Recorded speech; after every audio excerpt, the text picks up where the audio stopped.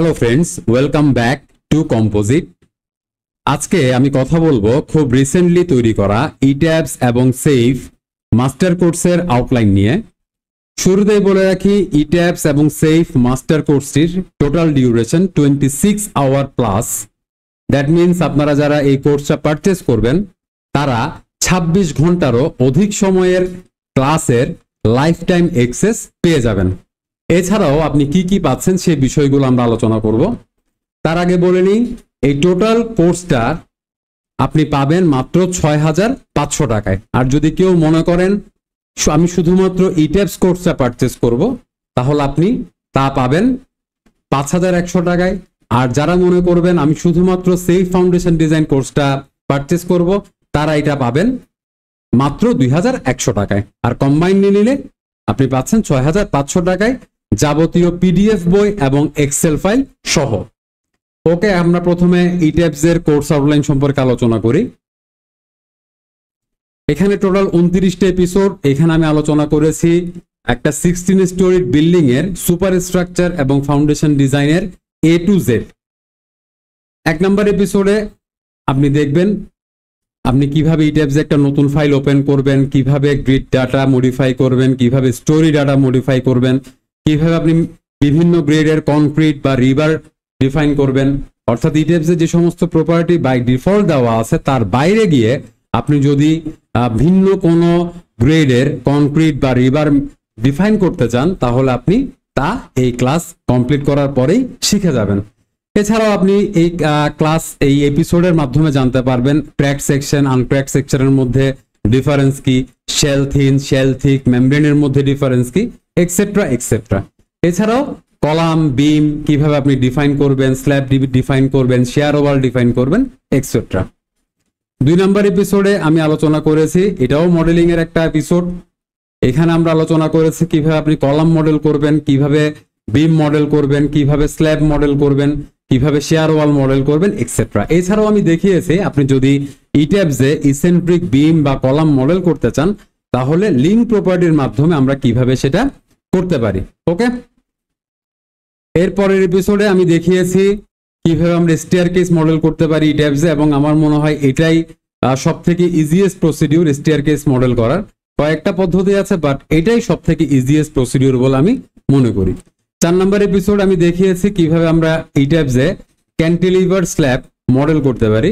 ওকে, বিভিন্ন জন বিভিন্ন ওয়েতে করে, বাট আমি মোস্ট ইজিয়েস্ট প্রসিডিউরটা আলোচনা করেছি বলে আমি মনে করি। 5 নম্বর এপিসোড আমি দেখিয়েছি কিভাবে আমরা ওভারহেড ওয়াটার ট্যাঙ্ক মডেল করতে পারি এবং লিফট মেশিন রুম মডেল করতে পারি ইট্যাবসে।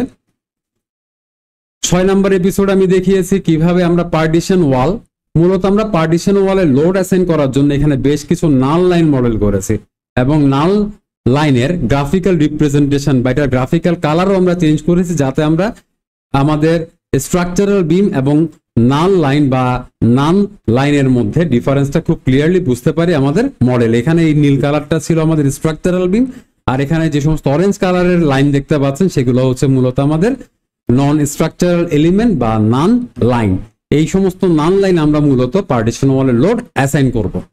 7 নম্বর এপিসোডে আমি আলোচনা করেছি আর্থকোয়াক অ্যানালাইসিসের বিস্তারিত, কিভাবে আপনি সাইট ক্লাস ডিফাইন করবেন, কিভাবে আপনি টাইম পিরিয়ড ক্যালকুলেট করবেন, কিভাবে বেস শেয়ার ক্যালকুলেট করবেন, এবং কিভাবে আপনি আপনার স্ট্রাকচারের ক্যাটাগরি বা অকুপেন্সি ক্যাটাগরি ডিফাইন করবেন, এক্সেট্রা এক্সেট্রা। এবং বিস্তারিত আমি একদম স্টেপ ওয়াইজ পেজ ধরে ধরে আলোচনা করেছি থিওরিগুলা।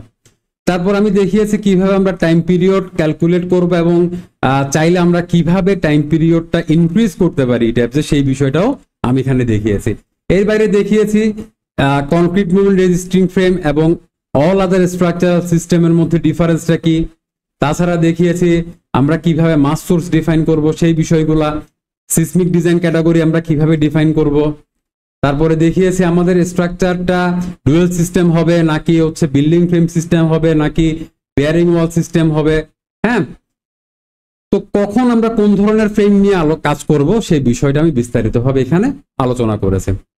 8 নম্বর এপিসোড আমি উইন্ড লোডের অ্যানালাইসিস প্রসিডিউর দেখিয়েছি, এবং এটার যে ওভারঅল থিওরি, হ্যাঁ এখানে যে ওভারঅল থিওরিগুলো আপনার জানতে হবে সেই বিষয়গুলো বিস্তারিতভাবে আলোচনা করেছে। রিজিড স্ট্রাকচার এবং সেমি রিজিড স্ট্রাকচারের মধ্যে ডিফারেন্সটা কি, এবং রিজিড স্ট্রাকচার হলে আমার গাছ ফ্যাক্টরের ভ্যালুটা কেমন হবে, সেমি রিজিড হলে বা ফ্লেক্সিবল হলে আমার স্ট্রাকচার সেই ক্ষেত্রে গাছ ফ্যাক্টরটা কেমন হবে, সেই বিষয়গুলো আমি এখানে ইন ডিটেলস ডিসকাস করেছি। এরপরের এপিসোড অর্থাৎ 9 নম্বর এপিসোডে আমি আলোচনা করেছি কিভাবে আমাদের স্ট্রাকচার আমরা যাবতীয় ডেড লোড এবং লাইভ লোড অর্থাৎ wall load, partition wall load, floor finish, roof live load আমরা কিভাবে অ্যাসাইন করবো আমাদের স্ট্রাকচারে। এছাড়াও নন ইউনিফর্ম শেল লোড অর্থাৎ ওয়াটার ট্যাঙ্কের সাইড ওয়ালে ওয়াটারগুলো যে প্রেসারটা প্রোভাইড করে, হ্যাঁ, সেই প্রেসারটা আমরা কিভাবে ইট্যাবসে অ্যাসাইন করতে পারি সেই বিষয়টা আমরা আলোচনা করেছি।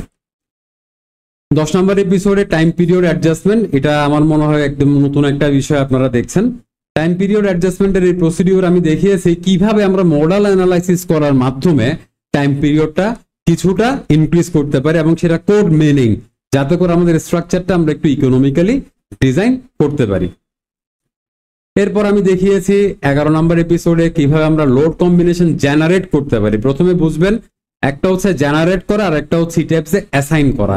আমি এখানে দেখিয়েছি প্রথম এপিসোডে কিভাবে আমরা লোড কম্বিনেশন জেনারেট করতে পারি, অর্থাৎ আমাদের বিল্ডিংটা যদি সিসমিক ডিজাইন ক্যাটাগরি বি তে বা সি তে হয় তাহলে আমরা কি ধরনের লোড কম্বিনেশন নিয়ে কাজ করব, আর যদি আমাদের স্ট্রাকচারটা সিসমিক ডিজাইন ক্যাটাগরি ডি তে হয় তাহলে আমরা কিভাবে লোড কম্বিনেশন তৈরি করব বিএনবিসি 2020 অনুযায়ী, সেটা আমি এখানে বিস্তারিতভাবে আলোচনা করেছি।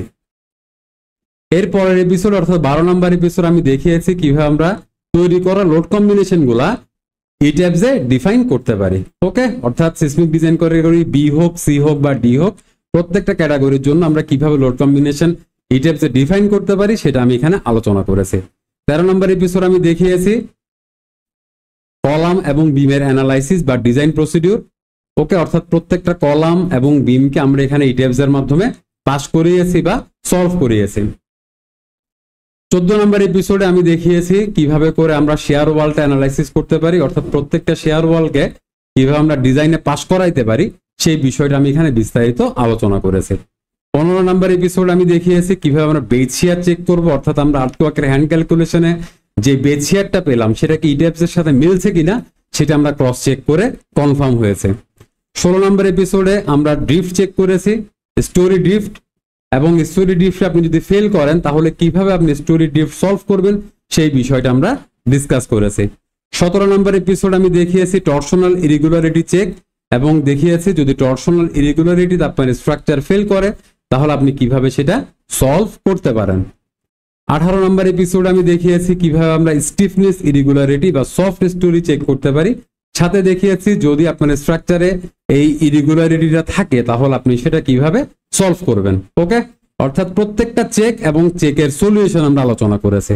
এরপরের এপিসোডে পি ডেল্টা চেক এবং পি ডেল্টা চেকের সলিউশন। ওকে, এরপরের এপিসোডে 20 নম্বর এপিসোডে আমি দেখিয়েছি কিভাবে আপনি ওভারটার্নিং চেক করবেন, অর্থাৎ আপনার স্ট্রাকচারে যে পরিমাণ ফোর্স কাজ করছে তার সাপেক্ষে আপনার স্ট্রাকচারটা কোনো উল্টে যাওয়ার সম্ভাবনা আছে কিনা সেই বিষয়টা আমরা চেক করেছি, এবং যদি ফেল করে চেকে তাহলে কিভাবে সমাধান করব সেটা চেক করেছি। খুব নতুন একটা বিষয় হয়তো আপনার জন্য রি এন্ট্রি ইন কর্নার বা ডায়াফ্রাম ডিসকন্টিনিউটি চেক আমরা এখানে পারফর্ম করেছি এবং কিভাবে বিষয়গুলো সমাধান করব সেই বিষয়গুলো আলোচনা করেছে। 22 নম্বর এপিসোডে আমি আলোচনা করেছি ডাইনামিক অ্যানালাইসিস বা response spectrum প্রসিডিউরের A to Z, একদম স্টেপ ওয়াইজ আমি এখানে আলোচনা করেছি, প্রত্যেকটা বিষয় আমি এখানে তুলে ধরেছি। দেন এই ডাইনামিক অ্যানালাইসিসের রেসপেক্টে আমরা কিভাবে লোড কম্বিনেশনে মডিফিকেশন করব এবং তার সাপেক্ষে আমাদের স্ট্রাকচারটাকে কিভাবে ডিটেইলিং করব সেটা আমরা 23 নম্বর এপিসোড থেকে আলোচনা শুরু করেছি। সবার প্রথম আমরা দেখিয়েছি কলামের ডিটেইলিং প্রসিডিউর, এবং এখানে আমি কোনো ইন জেনারেল কলামের ডিটেইলিং প্রসিডিউর আলোচনা করি নাই, এখানে আমি আলোচনা করেছি একেবারে স্পেশাল কলামের বা স্পেশাল ক্যাটাগরির কলামের ডিটেইলিং প্রসিডিউর। 24 নম্বর এপিসোডে আমি আলোচনা করেছি কিভাবে আমরা স্পেশাল ক্যাটাগরি বিমের ডিটেইলিং করতে পারি এবং রেফারেন্স সহ কোথা থেকে ডাটাগুলো আমি নিয়ে আসছি, কিভাবে নিয়ে আসছি, প্রত্যেকটা বিষয়। এরপর আমরা দেখিয়েছি শেয়ার ওয়ালের ডিটেইলিং প্রসিডিউর, অর্থাৎ অ্যানালাইসিস বা ডিজাইন একটা বিষয় এবং ডিটেইলিং আর একটা বিষয়, এবং এই শেয়ার ওয়ালের অ্যানালাইসিস বা ডিটেইলিং এ আপনি পাচ্ছেন কিভাবে আপনি শেয়ার ওয়ালের ভার্টিক্যাল এলিমেন্ট ডিজাইন করবেন, শেয়ার ওয়ালের জন্য আপনি কিভাবে শেয়ার এনফোর্সমেন্ট ডিজাইন করবেন, বাউন্ডারি এলিমেন্টের জন্য আপনি কিভাবে ভার্টিক্যাল রড এবং শেয়ার রড ডিজাইন করবেন, স্প্যান্ড্রেল বিম কিভাবে আপনি ডিজাইন করবেন বা ডায়াগোনাল বিম কিভাবে আপনি ডিজাইন করবেন, একদম A to Z। 26 নম্বর এপিসোডে আমি আলোচনা করেছি কিভাবে আমরা স্ল্যাব ডিজাইন করতে পারি সেফ সফটওয়্যারের মাধ্যমে, এবং এর সাহায্যে আমরা কিভাবে ডিটেইলিংটা বা রডের ডিজাইনটা সেফ থেকে বের করে আনতে পারি সেই বিষয়টা আমি এখানে ইন ডিটেলসে ডিসকাস করেছি। 27 নম্বর এপিসোডে, আর যদি আপনারা কেউ মনে করেন স্ল্যাব ডিজাইন এক্সেল ফাইলের সাহায্যে করবেন, এটা নিয়ে অ্যাভেলেবেল ক্লাস আপনি আমার ইউটিউব চ্যানেলে ফ্রিতেই পেয়ে যাবেন। ওকে, এটা খুবই ম্যান্ডেটরি না, বাট এক্সেল ফাইলটা অর্থাৎ স্ল্যাব ডিজাইনের এক্সেল ফাইলটা কিন্তু আপনি এই কোর্সের সাথেই পেয়ে যাচ্ছেন। ওকে, 27 নম্বর এপিসোড আমি দেখিয়েছি কিভাবে আপনি পাইল ক্যাপাসিটি ক্যালকুলেট করবেন, কিভাবে আপনি পাইল নাম্বার ক্যালকুলেট করবেন, এবং এর সাপেক্ষে কিভাবে আপনি পাইল ক্যাপ ডিজাইন করবেন সেইফের সাহায্যে, হ্যাঁ, এবং কিভাবে আপনি ডিটেইলিংটা করবেন সেটা আমি ইন ডিটেলসে আলোচনা করেছি। 28 নম্বর এপিসোডে আমি ডিসকাস করেছি কিভাবে আমরা বেসমেন্ট ওয়াল বা রিটেনিং ওয়ালও বলতে পারি মডেল করব, এবং কিভাবে সেটা ডিটেইলিং করব, এবং সেক্ষেত্রে নন ইউনিফর্ম শেল লোড কিভাবে ক্যালকুলেট অ্যাপ্লাই করব, একদম বিস্তারিত। সাথে আমি দেখিয়েছি কিভাবে আপনি ওভারহেড ওয়াটার ট্যাঙ্ক ডিজাইন করবেন বা ডিটেইল করবেন সেই বিষয়টাও। লাস্ট এপিসোড বা 29 নম্বর এপিসোড আমি ডিসকাস করেছি কিভাবে আপনি রিটেনিং ওয়াল বা বেসমেন্ট ওয়ালের জন্য ফুটিং বা ফাউন্ডেশন ডিজাইন করবেন সেফ 2016 সফটওয়্যারের সাহায্যে, এবং কিভাবে এখান থেকে আপনি রডের ডিজাইন বা ডিটেইলিংটা বের করে অটোকেটে ডিটেইলিং করবেন সেটা আমি বিস্তারিতভাবে আলোচনা করেছি। এই ছিল টোটাল 29 এপিসোডের ইট্যাবস কোর্সের ইন ডিটেলস। এর সাথে আপনি পাচ্ছেন এই কয়টা বই এবং ইট্যাবস এর শর্ট নোট বা শর্ট স্টেপস। এরপর আপনি পাচ্ছেন ক্যাট ফাইল, স্ল্যাব থিকনেস বের করার একটা প্রাইমারি অ্যাজাম্পশনের একটা শর্ট নোট, সুপার ডেট এবং লাইভ লোড সম্পর্কে একটা শর্ট নোট, এবং এখানে এই যে বেশ কিছু বই আমরা এখানে আপনাদেরকে প্রোভাইড করছি। এক্সেল ফাইল পাচ্ছেন এই কয়টা, এখানে টোটাল ইট্যাবস এর আন্ডারে টোটাল 21টা এক্সেল ফাইল আছে। এরপর আসেন সেফের আন্ডারে চলে যাই, সেফ কোর্সের আন্ডারে চলে যাই। এখানে টোটাল আপনি এক্সেল ফাইল পাচ্ছেন 6টা, দ্যাট মিনস 21টা এবং 6টা টোটাল এখানে 27টা এক্সেল ফাইল আপনি এই কম্বো কোর্সের সাথে পাচ্ছেন। এখন আসেন দেখি সেফ কোর্স বা ফাউন্ডেশন ডিজাইন কোর্স আমরা কি কি বিষয় রেখেছি। প্রথমে আমরা দেখিয়েছি শ্যালো ফাউন্ডেশন ডিজাইন রিকমেন্ডেশন, অর্থাৎ কোড বিএনবিসি কোড 2020 আমাদেরকে শ্যালো ফাউন্ডেশন ডিজাইন করার জন্য যে সমস্ত গাইডলাইন দিয়েছে সেটা আমরা আলোচনা করেছি। এরপর আমরা আলোচনা করেছি কনসেন্ট্রিক আইসোলেটেড ফুডিং ডিজাইন। 3 নম্বর এপিসোড আমি আলোচনা করেছি ইসেন্ট্রিক আইসোলেটেড ফুডিং ডিজাইন। 4 নম্বর এপিসোড আমি আলোচনা করেছি কম্বাইন্ড ফুটিং ডিজাইন, এবং এই কম্বাইন্ড ফুটিংটা ডেফিনেটলি কনসেন্ট্রিক। 4 নম্বর এপিসোড আমরা যেটা আলোচনা করেছি সেটা কনসেন্ট্রিক কম্বাইন্ড ফুটিং। 5 নম্বর এপিসোড আমরা আলোচনা করেছি এসেন্ট্রিক কম্বাইন্ড ফুটিং ডিজাইন।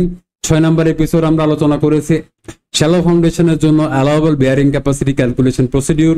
7 নম্বর এপিসোডে আমি আলোচনা করেছি ম্যাট ফাউন্ডেশন ডিজাইন প্রসিডিউর। 8 নম্বর এপিসোডে আমি আলোচনা করেছি ইমিডিয়েট ডিফ্লেকশন এবং লং টার্ম ডিফ্লেকশন চেক করার প্রসিডিউর।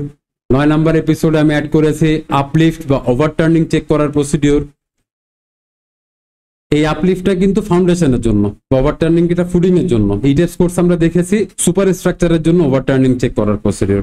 10 নম্বর এপিসোডে আমি আলোচনা করেছি স্টেপ ফুডিং ডিজাইন করার প্রসিডিউর। ছোটখাটো 4-5 তলা বিল্ডিং এর জন্য এটা মোস্ট কমন একটা ফাউন্ডেশন বা ফুডিং। 11 নম্বর এপিসোডে আমি আলোচনা করেছি ডিপ ফাউন্ডেশন ডিজাইন প্রসিডিউর বা ডিজাইন রিকমেন্ডেশন অ্যাকচুয়ালি, অর্থাৎ পাইল ডিজাইন করার জন্য, অর্থাৎ ডিপ ফাউন্ডেশন ডিজাইন করার জন্য কোড আমাদেরকে যে সমস্ত গাইডলাইন দিয়েছে সেটা আমরা বিস্তারিত আলোচনা করেছি। এবং 12 নম্বর এপিসোড আমরা again pile foundation design procedure আলোচনা করেছি। তো আমার যেটা বিশ্বাস সেটা হচ্ছে আপনারা যদি এই কম্বো কোর্সটা কমপ্লিট করেন তাহলে যে কোনো হাইটের বিল্ডিং আপনি খুব কমফোর্টেবলি ডিজাইন করতে পারবেন। একটা 16 স্টোরেজ বিল্ডিং ডিজাইন করা যা, তার চেয়ে যে কোনো উঁচু বা হাই রাইজ বিল্ডিং ডিজাইন করাও কিন্তু সিমিলার প্রসিডিউর। ওকে, এর মধ্যে কোনো পার্থক্য নাই। বাট যদি আমরা স্ট্রাকচারটাকে আরো বেশি হাই রাইজ করতাম, হয়তো অনেকেই এই কোর্সটা প্র্যাকটিস করার ক্ষেত্রে একটু আনকমফোর্টেবল ফিল করতো বা চিন্তা করতো যে এত হাই রাইজ বিল্ডিং আমি কোথায় গিয়ে অ্যাপ্লাই করবো বা অ্যাপ্লিকেশন করব। কারণ আমাদের দেশে বর্তমানে 14 তলা 16 তলা 18-20 তলা বিল্ডিং গুলা অনেক বেশি কমন। তো আমি এমন একটা স্ট্রাকচার বেছে নিয়েছি যে স্ট্রাকচারটা আপনি শেখা এবং অ্যাপ্লিকেশন এট এ টাইম রিয়েল লাইফে করতে পারবেন। তো যাই হোক, এই ছিল কোর্স আউটলাইন সম্পর্কে বিস্তারিত। ভালো থাকবেন, ধন্যবাদ।